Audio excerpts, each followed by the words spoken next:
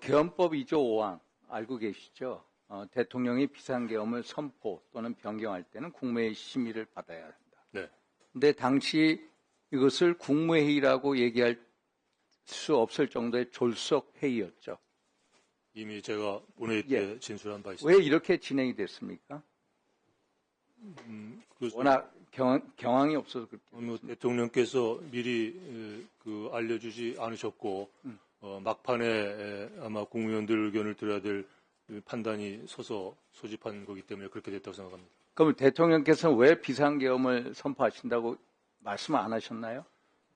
제가 반대 의견을 말씀드렸을 때 상세한 말씀드리긴 뭐합니다만 대국민 담화 때 말씀하신 내용과 같은 취지의 발언을 하셨습니다. 그러면은 현재 여러 가지 어떤 여의도, 여야 관계 이런 말씀하시는 건가요? 그런 얘기하시면서 오죽하면 내가 이런 결정을 했겠냐는 말씀도 하셨습니다. 오죽하면 왜 이런 결정을 했겠냐? 그렇다고 해서 이것을 찬성하신 건 아니시죠? 우리 장관님이 명백히 반대를 하셨죠? 제가 다시 또 그거에 대해서 또 말씀드렸습니다. 그런데 이 반대를 하셨는데 왜 그것을 절대적으로 막지는 못하셨습니까?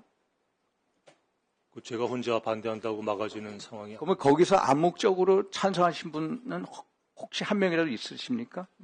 제가 도착한 이후 한 10여 분 동안 있었고 그때는 제 말씀에 대한 대통령님 답변으로 시간이 갔기 때문에 그리고 제가 이전에 어떤 논의가 있었는지는 제가 모릅니다. 거기에 말씀을 안 하시는 국무위원들도 전부 다 반대로 생각하고 계셨죠. 암묵적으로 찬성하신 분은 아무도 없으시죠? 없습니다. 제가 접견실로 옮겨서 서로 의견 교환할 때도 다들 걱정을 했었어요. 그러니까 이렇게 명백히 반대를 하시고 또 암묵적 찬성하신 분도 없는데 이것을 어떤 부하수행, 소위 말해서 형법 내란죄 구성되는 어떤 부하수행의 죄로 혐의로 몰아가는 것에서 어떤 입장이십니까? 이거는 말이 안 된다는 거죠. 그건 사법적 판단의 몫이라고 생각합니다. 그리고 사실 이 국무회의라는 게 어떤 심의이지 의결 기능은 아니지 않습니까? 소위 말해서 의견에 대해서 조정을 하는 거지 최종 결정을 내리는 의결 절차는 아니다. 라는 입장이기 때문에 제가 보기에는 이것을 반대 입장을 저렇게 적극적으로 표현하셨는데 그걸 어떤 내란 무슨 부하 수행의 어떤 혐의로 몰아가는 것은 좀 저는 과하다고 개인적으로 판단하고 있습니다. 같은 입장이시죠? 제가 관련된 상황이기 때문에 답변 드리긴. 그러면 그렇습니다. 장관님, 제가 최근에 미국의 국방수권 법안 통과되신 거 아시죠? 네. 저는 이제 국방수권 법안을 보면은 내년도 이 미국 국방비가 한 8,900억 달러가 좀 넘죠. 네. 저는 안타까운 게 한국 관련 규정입니다. 주한미군의 관련 규정. 이것을 제가 한 11월 5일 트럼프 대통령 당선 이후에 계속 줄기차게 얘기를 했는데 외교부에서는 이걸 안 받으시더라고. 어떤 얘기냐면은 예를 들어서 2024년 6월 달에 하원에서 이 NDAA 법안에 대해서 나왔습니다.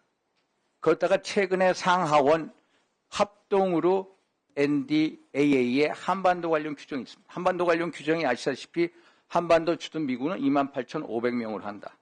그리고 한미방어조약에 의해서 확장 억제를 이렇게 한다. 이 두 가지인데 장관님 트럼프 일기 때 네. 국방수권 법안의 내용이 어떤지 아십니까? 정확히 다른 거 아십니까? 다르다는 거요? 다릅니다. 네. 트럼프 일기 때 이게 바이든 정부에서 아니고 트럼프 일기 때 국방수권 법안의 내용은요. 이렇게 돼 28,500명의 주한미군을 추둔시킨다. 그러나 주한미군 철수를 하면 몇 가지 조건이 있습니다. 첫째, 한국과 긴밀히 협의해라. 그리고 한국의 안보를 훼손해서는 안 된다. 그리고 미국의 국가 이익을 또 침해해서는 안 된다. 이런 조건을 걸고서 엄청나게 까다롭게 주한미군 철수를 하지 못하게 만들어서 제가 레임덕 세션에 언론에 나가서 우리 외교부가 열심히 뛰어가지고 상원에서도 옛날 트럼프 일기 때 같은 국방수권 한반도 관련 이 문제에 대해서 해야 된다라고 했는데 그거에 대한 액션이 하나도 없어요. 그러다가 요번에 며칠 전에 상하원 합동 국방수권 법안의 내용이 보니까 하원에서 한 게 그대로 올라와 있다. 그래서 외교부가 이게 트럼프 일기 때 국방수권 법안 이런 것을 잘 몰라서 이런 거 안 하고 있어서 제가 안타까워서 말씀드린 겁니다. 주한미군 현황을 유지해야 된다라는 주요 골자가 포함된 법안인 것으로 알고 있습니다.